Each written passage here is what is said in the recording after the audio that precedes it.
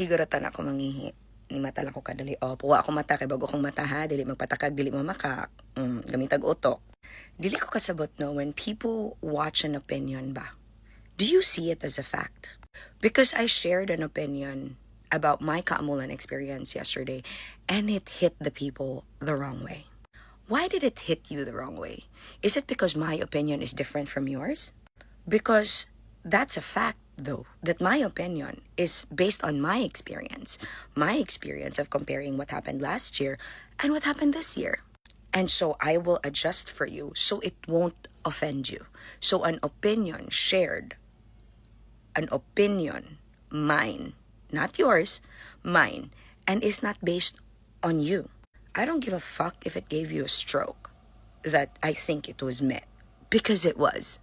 Because last year, there were 7 equally beautiful, it was so hard to judge floats. 7 different routines. Nga gibantayan pag mga IPs, mind you. Each one na gigabantay. Although, dili lang ako ma-explain nga na wala nabantayan tong diwata from last year. So you are going to have an opinion on me having an opinion by insulting me, so I will adjust for you. It won't change what happened. And dili manggid po ko magbuot sa kong opinion because it's an opinion. And dili po ko magpabuot because I traveled so far and I had that experience. And makompare yun ang scheduling, makompare yun to even the fact na sayang kaayo nga wala nakita ang Valencian na float because syempre niabot sa among part nga grabe na kaayo kasiga. So wala na interpret og maayo nga it was the lovers dancing under the moon. And nasayangan ko. It didn't mean that the Valencia float wasn't beautiful. It was. Pero wala siya na-appreciate in broad hot daylight. Mas na-appreciate ang gold nga nagsidlak-sidlak. Therefore, nidaog siya as champion. And of course, my friend's float nga muugi akong gilargahan o giadto o gitanaw because he was champion last year. And even last year, ang akong float nga favorite na from last year nga wala kadaog. 'Di ba? Kay wala kadaog last year, the one sa lantapan. That was my favorite float. And dugay kaayo ko nakaget over. Even katong naay now nga naikamot-kamot. See? That's what I mean. I have an opinion. Because it was based on my opinion from last year. From what happened last year. And it's a fact. Dili raman na ako. Dili ra ako. Katong friend na ako nga ni adto gikan sa Davao, I can post a screenshot. Nakabantay pod siya. Akong mga kauban from last year, nakabantay pod. So we will adjust so it won't offend you. It's the truth. It's our truth. It was really what it was. But the fact of the matter is you're going to insult a person who has a different opinion from you. You're going to insult a person just because you don't see my point of view. You're going to insult me for having an opinion that, number one, didn't hit you at all in any way. It's also not an insult to Bakidnon in any way. And it's an experience that I want and I hope could be better next year. And your initial reaction is to react that way? No, it ain't changing things. And you're just gonna have to adjust your sensitivities and your comprehension because my opinion's not gonna change. Because there were facts that I saw that, to me, it did not offend you in any way, but if it offended you, pakilid gamay sis, para di ka maigo. Naitaas Kayo og post, and she worked for the LGU of Balay. Look, I congratulated Marvin. I congratulated Kit who made your float, and I told him, try again next year. Have a bigger, better float next year. Because wala man siya kadaog this year. And that's perfectly fine. Did I love him any less? Did I love his float any less? Did I think that he was supposed to be the winner? Di ba kanang mga ingon-ana ang mga butang? Did it hurt me nga last year ang akong na-amazan kayo nga lantapan inyo nang gitawag og kinaraan? Did it make me feel bad that my opinion was different from the judge's opinion? It didn't. Did I have any side comments or insult the person? I didn't. But it took me a year to almost get over the fact from what happened in the Kaamulan last year. That's why na-compare na ko this year. And if people don't share my opinion, okay. But I just don't understand why you're having a stroke about it. Because by this time tomorrow, I'm going to be in Cebu and having another opinion for another thing. And you're still there, stuck, sharing my video, posting negativities about me. And what exactly will that change? Kaya nakapahungaw lang kasi.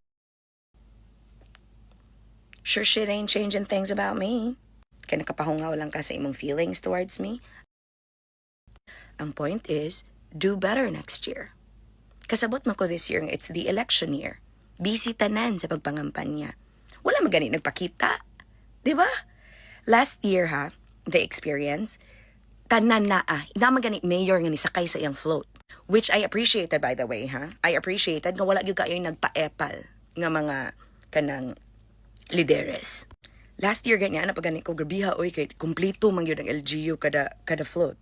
This year nakakita kog naiduha ka late ni abot, by the way. Munang late nagsugod. And you can't say nga dili tinuod because I've got timestamps from last year.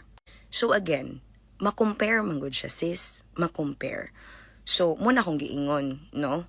Nga dili mo masuko or malain or mainsulto because it's simply sharing an opinion that you might be able to consider so you can adjust what will happen next year. Kaya every year biya mo mag-ingon ana. Kay last year, to the point that I even made sure nga maabot jud kay DOT Secretary Frasco nga please support the Kaamulan because it needs that much support. Because it is the kind of festival nga dapat gyud ipakita og ipasigarbo sa grabe kadaghang tao to invite more visitors to see it because amazing jud kaayo ang kada community nga nagperform, kada float nga gipakita, and dako gid kay siya gasto, and the government should be helping more. And then now you're gonna make me feel bad for feeling me. Of course I'm gonna feel me kay ako'y ni gasto, ako'y ni effort, ako'y nag-expect, ako man na. But I don't like it nga inyo kong butan how I should feel about things when my feelings are different from yours. Last I checked, demokrasya ang Pilipinas, and last I checked, I'm gonna keep making and giving opinions because this is my page. And of course, magsakit ang imong buot because dili ka ka-comment. Kaya gusto ko nimo insultuhon, so I will change my mind. So I don't care if you share away this video and post an entire long post about insulting me. I don't give.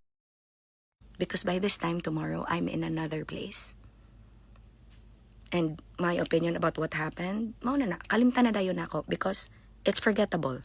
Unlike last year, dugay ko nakaget over. And I'm honest about it. Dugay ko nakaget over to the point nga akong anak, akong gi-overhype. So, muna akong pasabot. Okay? Don't make me feel bad because I won't. Ikaw rin yung nagsakit ang buot just because I shared an opinion. And who gets offended by someone else's opinion that is not the same as yours? Di ko kasabotan ng otok, oh my God. But anyway, di magay ko ma-insulto o insultohon ko because I don't really... That's my opinion, my truth. And if you don't like it, adjust. Because I ain't adjusting for you. That's how I felt about the Kaamulan. You are more focused on insulting me, pero katuding upaw nga vlogger nga nagit sa nagpatunga sa dancers, disturbing the dancers in the middle of their routine. Kaya nag-video-video siya. Kato ang angan niyo insultohon. Dili ako that made the effort, came to Bukidnon, promotes it. And as you can hear in my video that I took, ako yung gisagitan o gi-cheer tanan. From Valencia to Cabanglasan, okay? To, Libuna, 1,000 already. Congratulations for being champion. And Balay-Balay. So again, I ain't adjusting for you. And I hope that you understand that people can have opinions that are different from yours.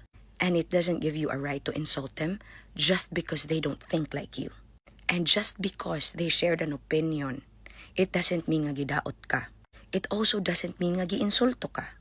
But if you feel nga giinsulto ka by me being truthful, something is wrong with you, not me. Because it was very clear that I didn't say anything negative. You took it negatively. So your comprehension and your sensitivity needs to adjust. Because I ain't doing that for you. So I hope you have a great day. Matug na ko balik. And I hope nga ikaw, dili ka mamatay sa stroke sa kasako-sako. Ingat!